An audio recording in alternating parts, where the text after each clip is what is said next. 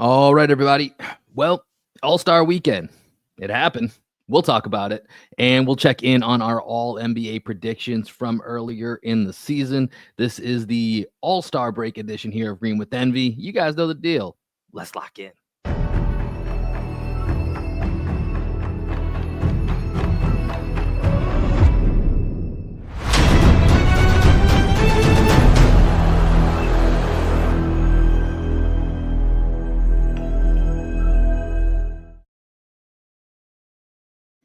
What up, what up, what up? Welcome into another edition of Green with Envy. As always, this is your boy Will Weir checking in. How you doing? How you living? Joining me as he does each and every time, my best friend, co-host, and the coach of our podcast, the one and only Greg Manakis. Greg, a little bit light on the docket today. A lot of All-Star talk. Might be a quick pod. How did you enjoy your All-Star weekend? I mean, I watched most of it. When we go into our in and out segment, we'll talk about the things that we were in and out on in All-Star Weekend. But for the most part, I honestly at least got entertainment out of it, which I think is what All-Star Weekend was all about this year. I think there's a lot of ways that they can improve it, but I was at least entertained. Yeah, I mean, honestly, I surprised myself with how much of this I watched. To be fair, I didn't listen to a lot of it because most of it I was watching something else with my wife, so I wasn't like fully locked in, Yeah. And apparently, from what Twitter was telling me, all I missed was a bad Kevin Hart set last night. So I think that might have been actually for the best. So it'll be interesting to get kind of the perspectives that we have on it. But yeah, as you mentioned, plan for today, guys. What we're going to do is typically, on this podcast, we have our in or out, we have stat of the week. There just hasn't been a lot of basketball this week, right? There wasn't a lot of basketball last night. We can talk about that. So we're going to focus just on the in or out segment that we do each week. And we're going to focus that around NBA All-Star Weekend. And then at the last part of the podcast, you may have forgotten, because we kind of forgot, that we selected an all NBA team. We did our all NBA selections about a week or two into the season. We each selected 10 guys. And today we are going to have an add or drop session where we can add some guys, drop some guys that maybe are no longer qualified.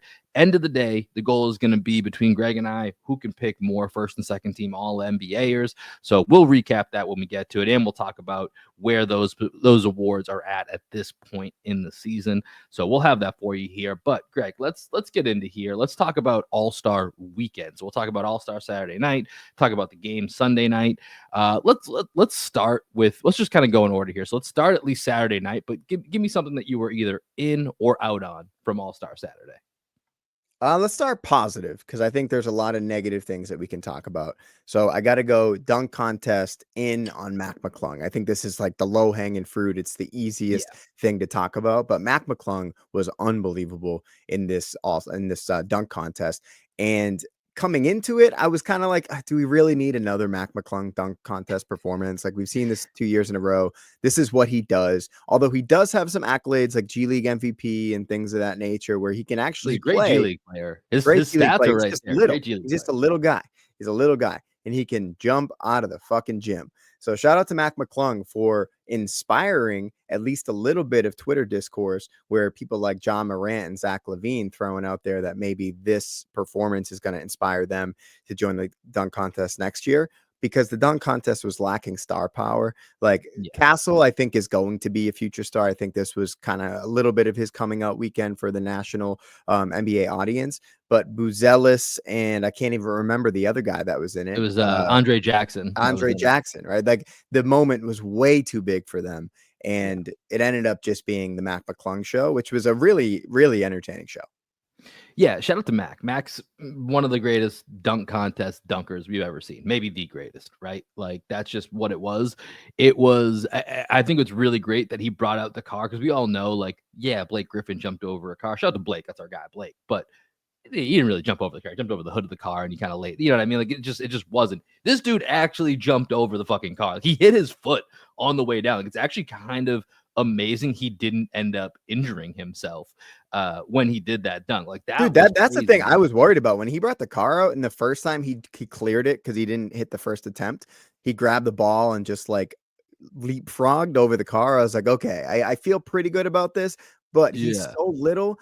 There's a chance, like, am I gonna watch somebody like end their career tonight? Like, could Mac McClung die jumping over this? And then when he brought the ladder out, I thought the same thing. Like, what if he clips his foot on the ladder and ends up just like paralyzing himself? Hey man, when you got one thing and this is what you're gonna kind of make your money on for the rest of your life as slam dunk champion Matt McClung, you go for it. You just go for it. Like I you guess. said, he's a nice G League player. I don't think he's got a long runway here in the NBA, but as a dunk contest guy, that's a legacy. That's a 3-time champion legacy. So no matter when he's signing autographs wherever, he's doing cameo, like he's going for it, man. This is his thing. So yeah, shout out to Matt McClung. He was great. It did because he jumped over the car. I saw a clip on Twitter that I completely forgot about. That was one of the funniest. Do you remember the John Collins attempt at a dunk from like, I don't know, maybe like 6 years ago or so? No, I'm He not gonna lie.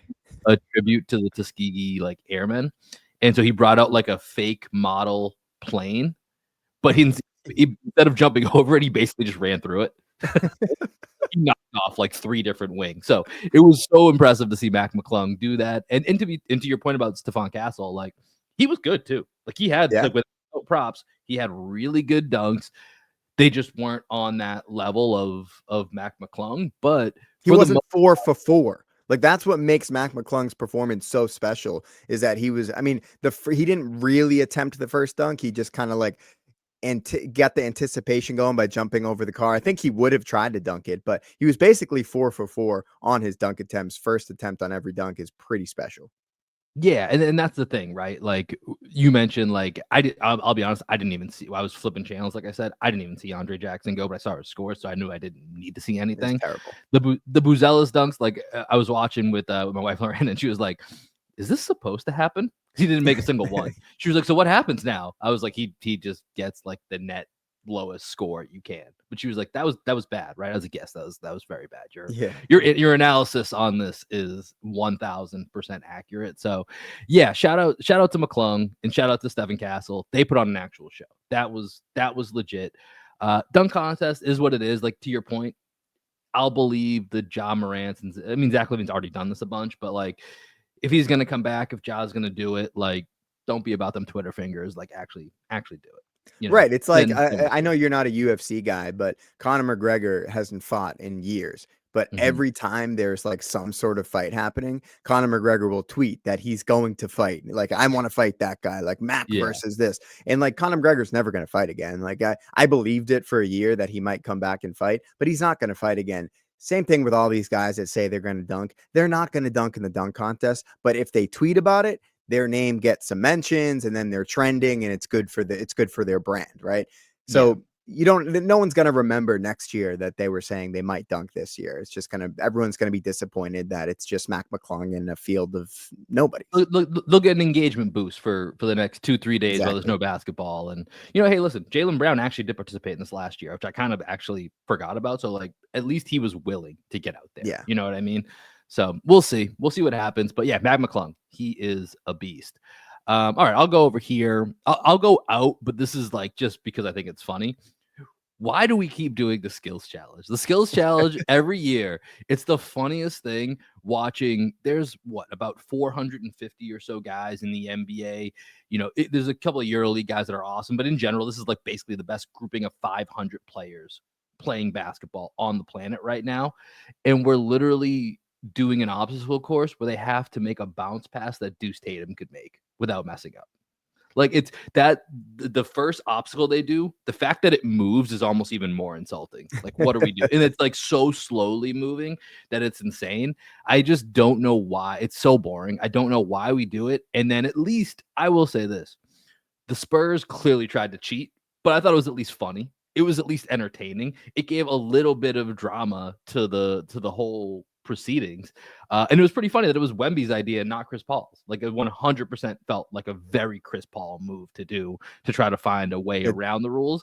And apparently he's rubbing off on Wemby because that was Wemby's call. So at least the Spurs gave us something to talk about. But the skills contest, the bounce passes are just, what are we doing? And then half the guys can't make the 3-point shot, the free throw.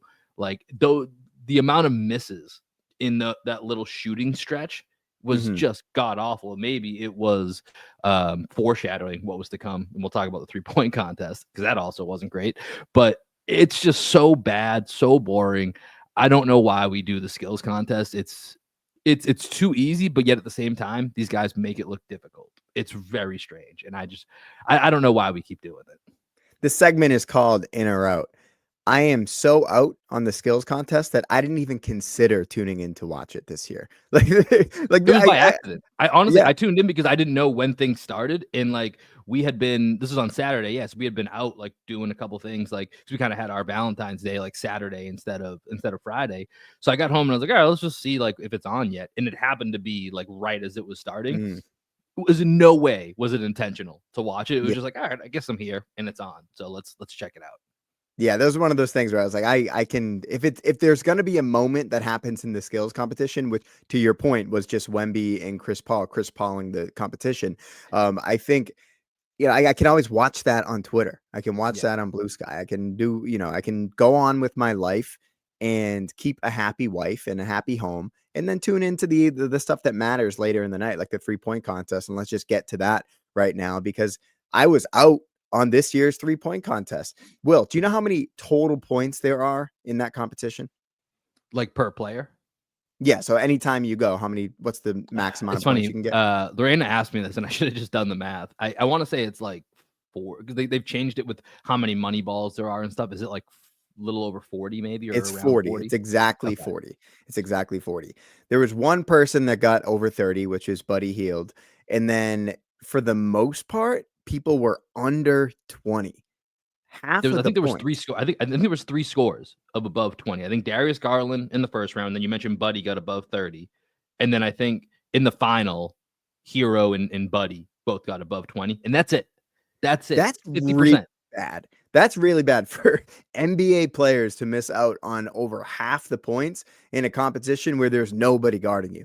Yes, you're on stage. Yes, you're grabbing balls off a rack and you're not getting passes from people. So there are slight differences that can account for some deviation in your performance.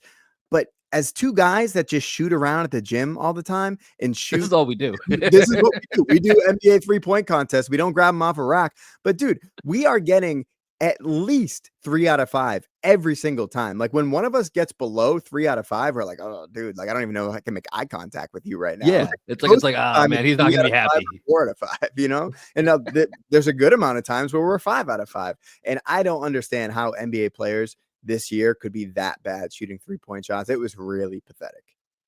Yeah, that was tough. Again, my wife who does not know basketball, doesn't care about basketball.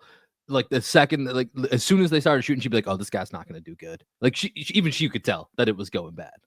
Like Yeah, it I mean, the was. Norm Powell, the form from Norm Powell, he's I don't shooting know like what was going on there. 43% from 3 this year, dude. I don't understand watching Norm Powell shoot standstill 3-pointers. I was like, how does this guy make a shot Dude, in a Tyler game? That was one Hero's of, ball goes so far from left to right when he shoots. Like I knew his and like he won the shooting competition. pocket was yeah, he won the competition, but watching it was I don't know if you remember back in the day, like old school NBA Live. They used to like you could do the 3-point. I mean, you can still do 3-point contest probably in like 2K and stuff, but you had to like really each player you chose, you had to kind of get their shooting angle down.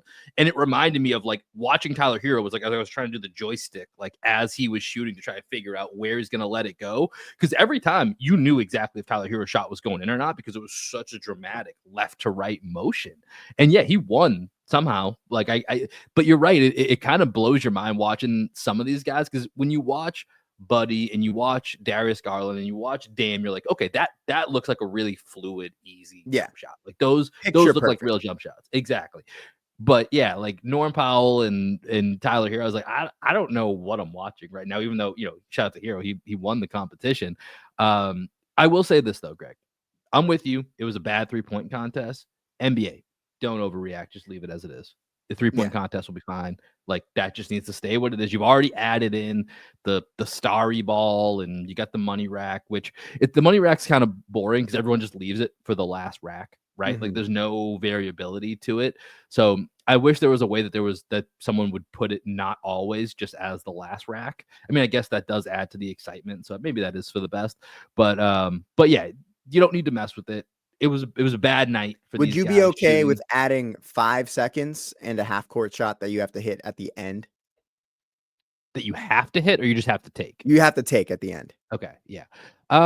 Yeah, I'd be cool with that because actually, you know what? One of the things that I do miss from NBA Saturday Night that I always enjoyed was they used to do it was like a legend, a current player, and if they That have was a cool. WNBA affiliation or whatever. And They it was should kind bring of that back like over the skills competition. 100%. It's way better, way better. And they have to hit like the 6 spots, and then they all just go to the half court shot until they make that. Like that's always fun. So I would have no problem with that. Yeah, I would think that that's fine. And also, I think I don't know if it was Darius Garland was like, man, you got to put a little pep in your step, dude. Like, guy, like you're about to not finish, man. Like some of these guys like don't understand the timing. We got to make sure these guys are aware of the clock going on. But 3-point contest, it'll be fine. Bad year. Yeah, I think that will be fine. But yeah, this was a little tough to watch that we only had 4 scores break 20 points the entire night. It's bad. It was bad. All right, what you got next? All right, let's keep it going here. All right, let's start to go to the NBA All-Star game / night itself. Let's see. Where do I want to start? Where do I want to start? All right, let me pull this up here because this is, I think, the crux of the problem. I took a screenshot of it earlier. So last night, Greg, there were 42 minutes of actual basketball that was played in a 3-hour All-Star game event. Here's the breakdown. Intro with ads, 30 minutes. Pre-game talk, 10 minutes. Game 1, Kenny versus Chuck, 12 minutes. Mr. Beast challenge, we'll talk about that. What the fuck? 5 minutes. Game 2, Shaq versus Rising Stars, 16 minutes. Music performance, 6 minutes. Inside the NBA tribute at the strangest time possible, 9 minutes. Game 3, Chuck versus Shaq, 14 minutes, which also had that inside the NBA tribute was in the middle of that for some reason. I don't understand programming wise why they thought that was a good idea. Post game was 6 minutes. Analyst desk, game intro segments, other segments, total of 22 minutes. Ads, a total of 80 minutes. So that's your breakdown for 3 hours of television, 42 minutes of total basketball. I'm out on the programming stuff. I won't say the format. The format does need a tweak, but I'll say I'm out on whatever they thought the programming format for last night should have been. And the thing that I will say is, did you guys not realize that when you're having 3 games that go up to 40 points, even if your goal is to get them to play defense, Greg, how often do NBA teams on a regular basis in the regular season score 40 points in a quarter? I wouldn't say it's frequently, but it happens. Often enough, right? Like it's not out of control when it happens. So when you're doing it with everyone just getting open shots and dunks and layups, it's going to be a very minimal amount of basketball time wise. Like it was just really weird. I mean, I had thought of this when they came up with the concept. There was somebody after the game. I don't know which player it was, but it was like they need to I liked the format, but they need to increase the target score. Like 40 points is 100%. That's one of the corrections, because it was also, I saw people who, if you were a Jalen Brunson fan, you're like, this is awesome. He got, thinking of this more for like a little kid, but like think about how cool it was for us when Antoine or Paul made it, and we were like, I gotta lock in. I gotta see Antoine playing with MJ, back in the day, or see them playing with Kobe and Shaq. And he played for like 5 minutes because he played one game that went up to 40 and he was out, and then, dude, maybe I'll save this one here, but there's other guys like Alperen Sengun got like, 30 seconds of run. And it's like, man, guys been waiting and this is all they get. So I'm out on the programming setup that they had last night. It was just a mess. A lot of fluff. Yeah, I want to talk about Mr. Beast for a little bit here, because I think that the challenge itself was horrible. Like the way that Mr. Beast emceed that event, I don't understand why I didn't listen to it. So I saw a clip this morning, so I heard a little bit more of it, but I was watching it like, what the hell is going on? He just like didn't have the charisma to be able to host that event. And like that was the biggest issue with Mr. Beast out there. And he didn't understand, like when the kid was about to shoot, he kept like interrupting him. And you know how when you golf, like you're not supposed to talk in somebody's backswing. Every time the kid went to shoot, he'd go $100 grand. Like the kid would break it off. And Dame, so that's why Dame stepped in and was like, dude, stop. Dame literally had to come in and like be like, "Hey, dude, like you need to relax." And Dame was like looking at him like, "Who is this guy?" But then there was one point where he tried to get either somebody from the desk to come over. He was calling Shaq. He's like, "Shaq, come on, come give him some advice." And Shaq's like, "No, man, like I don't want to do this." He's like, "Come on, Shaq, come on over here." "No, man, I don't want to do Famous this." 3-point shooter Shaquille O'Neal, please come give this man Of some all advice. the people to call on, right? He's like, "Shaq, come on out here." And then Mr. finally, Beast has been hanging out with the Mavericks owner who was talking about famous athletes that were well conditioned and dropped Shaq's name in there. right. Shaq's just the biggest guy. So Mr. B's like, "Oh yeah, basketball player, come on out there." But Kenny the Jet had to go out there and try and give some advice. But I'm actually out on Mr. Beast as the MC for this event because my initial reaction was just like, who the fuck is this guy? Like, I never want to see him on my TV. He's the worst. Get him out of here. This is everything that's wrong with the world right now. Is that Mr. Beast is the guy that's MCing this 3-point contest right now.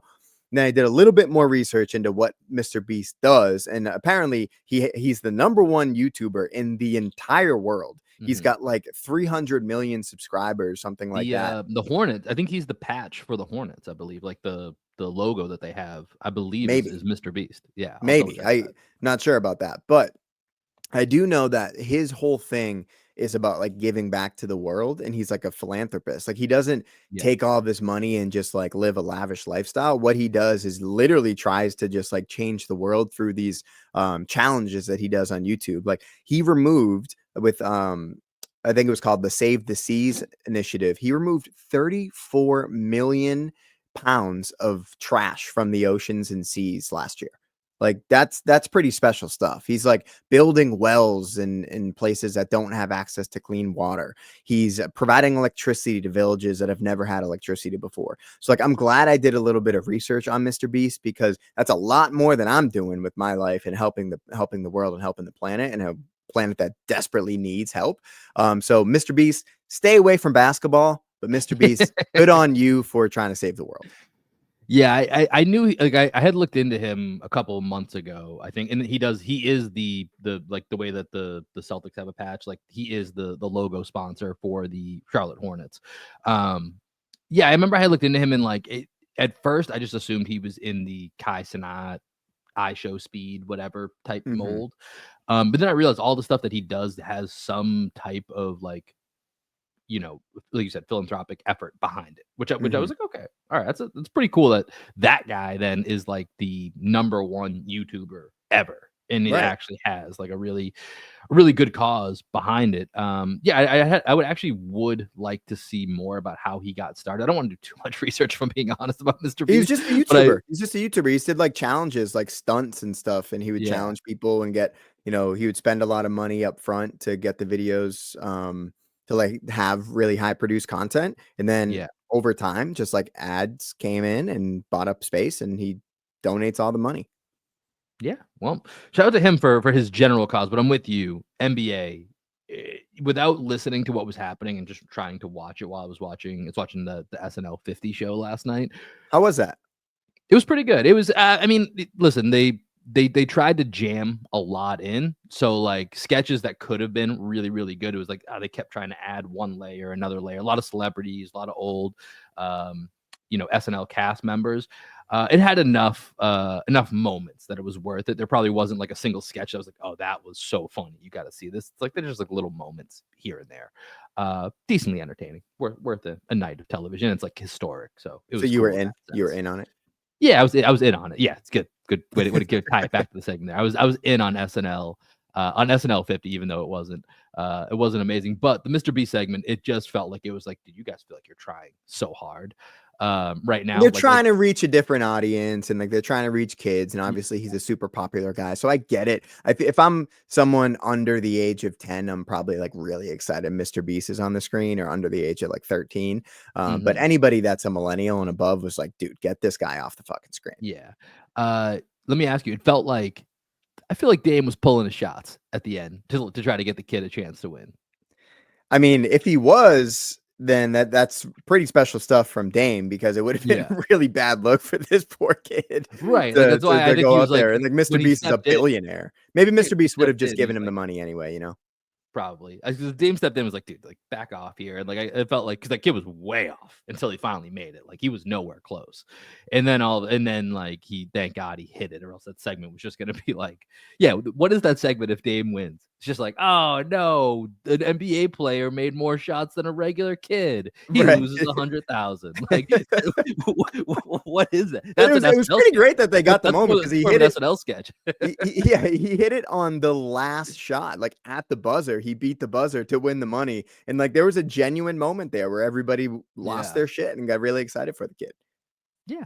Okay. So I'll give them a little bit of props on that. But yeah, Mr. Beast, not a great MC. Okay. Let's go. Let's keep it going here. I will say I'm out on we're load managing the All-Star game these days. LeBron, last minute scratch. Anthony Edwards, last minute scratch. That's tough, man. That's tough when, people are tuning in to see the faces of the league. Anthony Edwards was asked the day before, do you think you're the face of the league? And he said that's what they got Wemby for. But clearly people people were saying he's MJ last postseason. You and I disagreed. But we both acknowledge he's a top 10-ish player in the league and he's on the rise, right? People want to see Anthony Edwards. LeBron, dude, I feel like LeBron, you knew you were going to be injured, man. Like, I don't know, get somebody else out here, right? Like if we really want to make this competitive and matter, like you're a big influencer in that, even at your, advanced age. That was pretty weak. I just thought it was like, it doesn't change much. I just thought it was weak that you have these two of your top 5 to 8 representatives of the league, and they both just kind of bow out last minute. That was a weak look for Call up NBA. LaMelo Ball. I'm sure he would have flew out there. If LeBron day of is like, Melo and Lonzo were already there. He might have already been in the city. Yeah, that's right.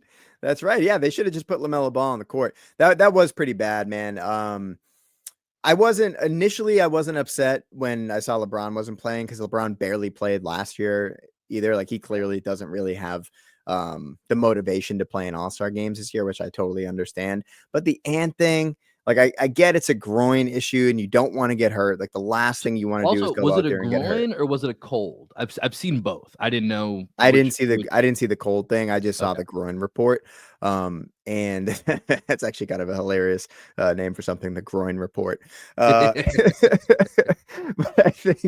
I think with Ant, because he's such an exciting guy, if you get a diminished version of Ant out there where he's just chucking up 3-pointers, it's probably not as fun. You don't get to see Ant do the high flying acrobatics, which is what you want out of Ant Edwards out there. But yeah, it stinks, man. We shouldn't be load managing the All-Star game, to your point. There's so many guys that were deserving of being All-Stars. There's talk already of expanding the rosters. This is the perfect opportunity to give those guys their flowers and get them into the All-Star game. And it stinks that guys like Domantas Sabonis weren't able to be there. Guys like who else was a deserving candidate? Tyrese Maxey could have been out there. Who was there? Like, yeah, but after what he did on Saturday night, like keep Norm Powell away from all-Star games henceforth. That's fair. You got any more in or outs here? Just thinking about like changes that we could make to the All-Star game. So I'm in on the one-on-one tourney that people were discussing. I think that would be the perfect addition to All-Star weekend. I think that would allow the egos to come out a little bit more. Nobody wants to get embarrassed in one-on-one competition. And the WNBA. Thinking of that, one of the best highlights from last night was Kyrie putting Wemby on skates. He missed the layup, but gave him the business with the handles and then hit him with the footwork. Just didn't finish. But that made me think of like, man, in a one-on-one tourney, that's kind of fun to think of, like the dynamics of like a Kyrie versus Wemby game to let's just say 7, even if it's not 11, right? Like let's just say to whatever number. Like that's pretty fascinating to think about. Yeah, I mean, I would probably honestly rather getting rid of the game completely and just having a tournament of one-on-one. I think that would be pretty fun. I don't know how they would be able to do that, but that I would probably prefer watching that than what we watched last night, even though I did enjoy the new format to some degree. The one change that I would make, and I'm not going to take credit for this idea, somebody out there floated this on Twitter. They said that they should remove the rising stars and bring in the all-star snubs and have the all-star snubs play as one of the teams, which is like giving them the all-star shine without actually giving them like the bonus of being an all-star on their resume. I think that would be pretty cool. Yeah, yeah, that would be interesting to see how much that motivates them being called. And now your all-star snubs. Right? That would be pretty cool. And like they don't get the cool intros. Like you make it very well known. Like, yeah, you guys are like here. They just get like really base. I mean, kind of with the Rising Stars, they got like a basic intro on the side, Hmm. and then all the actual All Stars get like, was it Raphael Sadiq and his band were up there like playing, and like they're doing like all of the showmanship that goes into it. Shaq brings out a robot dog and all that type stuff. Like I do think that's kind of interesting. I don't know. That would be maybe it would be tough to get buy-in from the all-star snubs to want to do that. I like the idea though. I think the idea is Yeah, there. I shout think out to whoever floated that out there on Twitter. I didn't I went back and tried to find the tweet. I couldn't find it after like 30 yeah. seconds, so I gave up. But shout out to you. I'm not going to take credit for your idea, but it was a good idea. But I think the format, to your point, I think the format worked. It was very obvious to me from the time they rolled it out. Like, do you guys know how quickly these guys are going to score 40 points? Like, I think Yeah. that was always like very obvious to me. That was one of those things I don't think we needed a full year to test out if 40 points was enough. Like, it was going to be very quick. Like, that was always the case. And if you have 8 people and you're trying to, give everybody a little bit of run, like, there's just not enough time to do that. That's basically, that's basically 1/4 of basketball, which is really like probably about 6 to 8 minutes of actual basketball in a I quarter mean, for it's an all-star basically a game. game of 21 ones and twos, right? If you're running pickup. Yeah. Yeah, That's pretty cool. I don't know why they thought that was going to be enough. So I think it was very clear that that was going to be short on the basketball. But I'm with you. I think you can extend it out. I think you could do some interesting stuff with replacing the Rising Stars team. You could maybe even do like a Euro League team or some, or like a Euro Yeah, League as set of they all try and stars. Like expand could there. be. Because I think everyone keeps throwing out the USA versus the world, but I would always just in my head, I'm like, yeah, that sounds good in theory, but I mean, we had in this 3-team of 8 format, we had a global team. 2 guys were American because we didn't have enough international guys. You know what I mean? Mhm. Like Donovan Mitchell and Trae Young were on the global team. So that idea always runs short to me unless you want to really get to 12 international guys every year and you're okay with Evan Fournier and Dennis Schroeder and Bogdanovich all of a sudden being considered all-stars, because that's what you're going to Right. end up with if you do USA versus world. So I just don't think it works. But the idea of it's good and I like it. But yeah, I think the format of the tournament that works. It's similar to like what I said. I still think my 3-on-3 idea of just shrinking the court, making it shorter, and making them Mhm. having to be in smaller. I mean, it's similar to the one-on-one concept, right? Like you can't go anywhere. You have to try, right? Like Yeah. if you don't try, you look like an asshole. So I think Mhm. that's kind of the concept that I would like to see. But I think they'll go forward with this, make some tweaks. Ultimately, and we'll talk about this, doesn't have to be in or out, but before we go to our all NBA check-in here, let's just talk about the Jays real quick. They had a pretty solid night. I mean, overall, their team won the tournament. Jaylen Brown, just don't look at his 3-point shots, but he has some cool dunks.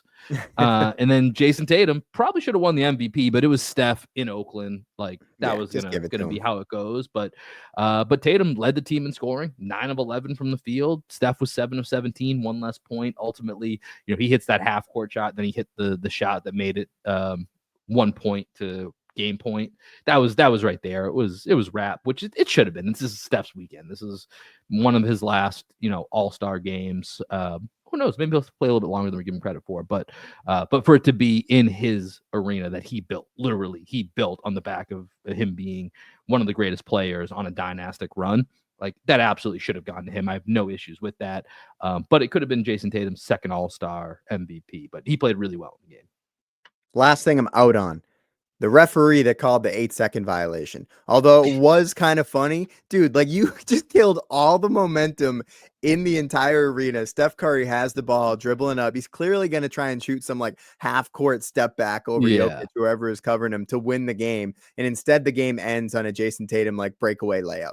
Like that's so like read the room, my dude. Read the room. You Yeah. call That the was eight pretty weak. second violation right there. It's like, dude, Steph was like on a heater. He was feeling it. The crowd was anticipating this moment, and you call an 8-second violation. And Steph was just like, dude, like if you're gonna remove the moment for me, I'm not even gonna want the ball in the next possession. Like Steph Right, and then just they gave ran up. down the They court. started. They Yeah, quit and they stopped playing. So yeah, that's the other part of like game only going to 40 was like if you get like a 10-point lead beyond like once you got to 20, if it was 20 to 11 or 25 to 14, they're kind of like we're not catching up, right. and guys just kind of stop playing, right, because Yeah. it's so short. So yeah, so they can address that. We'll see. Yeah, NBA All Star Weekend, it happened. that's about all I got for it on that. Last thing we'll do today here, we're gonna do a quick check-in here on our all NBA predictions that we did earlier in the season. Now, remember, I attempted to put a little twist on this. Will it work? Won't it work? That's part of the experiment. So we're here to do our check-in. So basically, what Greg and I did was we drafted 10 players each.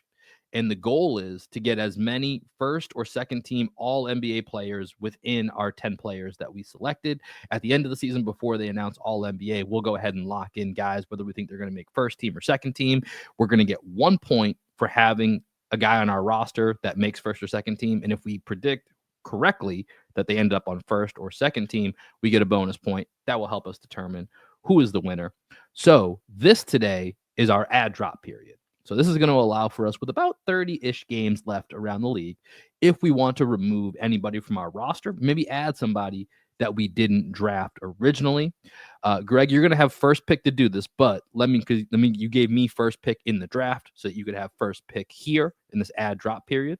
Before you do that, let me remind everybody of who we drafted originally, because I'm sure you guys, some of you probably have it written down somewhere and you've been checking it all season long, just like we have. So, but for those that haven't, let me give everybody a reminder here. For my team, my all NBA team, I have SGA, Jokic, Giannis, Ant-Man, Jalen Brunson, Jaylen Brown, LeBron James, Victor Wembanyama, Karl-Anthony Towns, and Zion Williamson.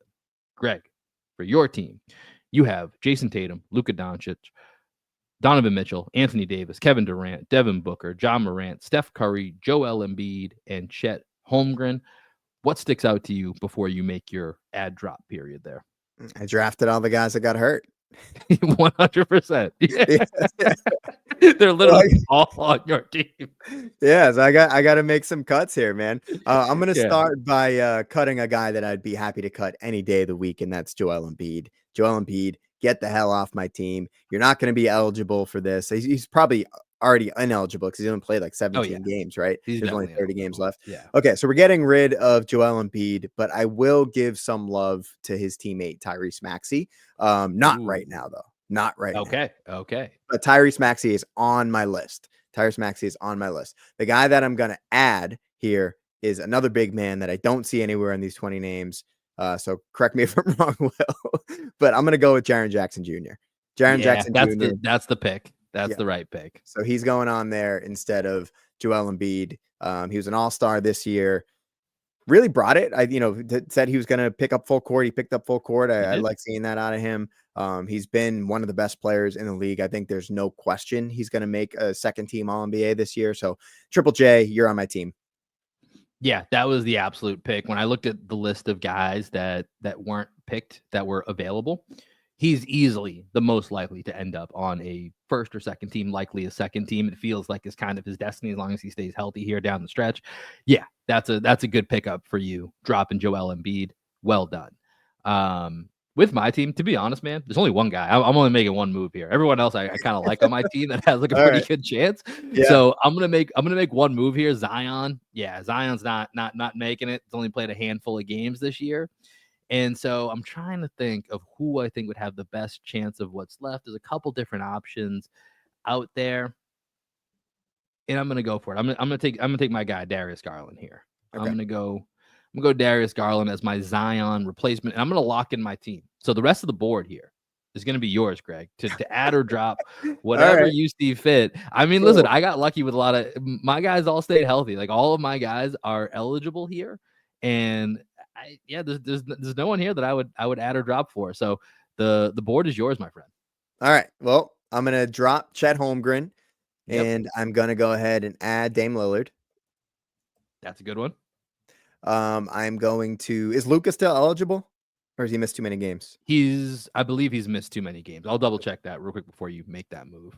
Okay, I'm gonna get rid of Luka, and I'm gonna add Kyrie.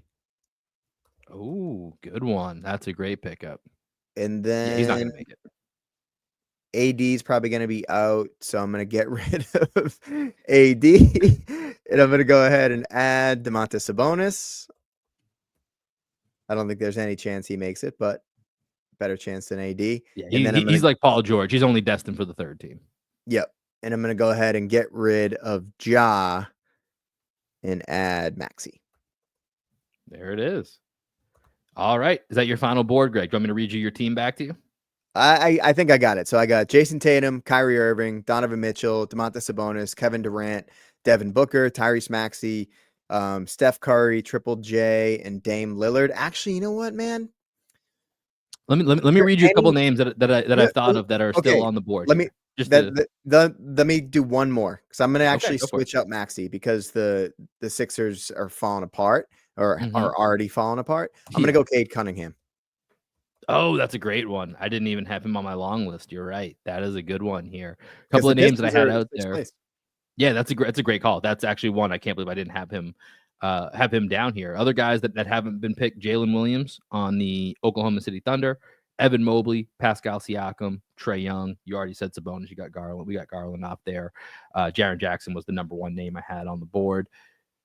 All right. Well, we've got our team here, Greg. All NBA. I mean, it's really interesting because I think there were going into this. I watched back the clip from the previous show that we did Mhm. back in November.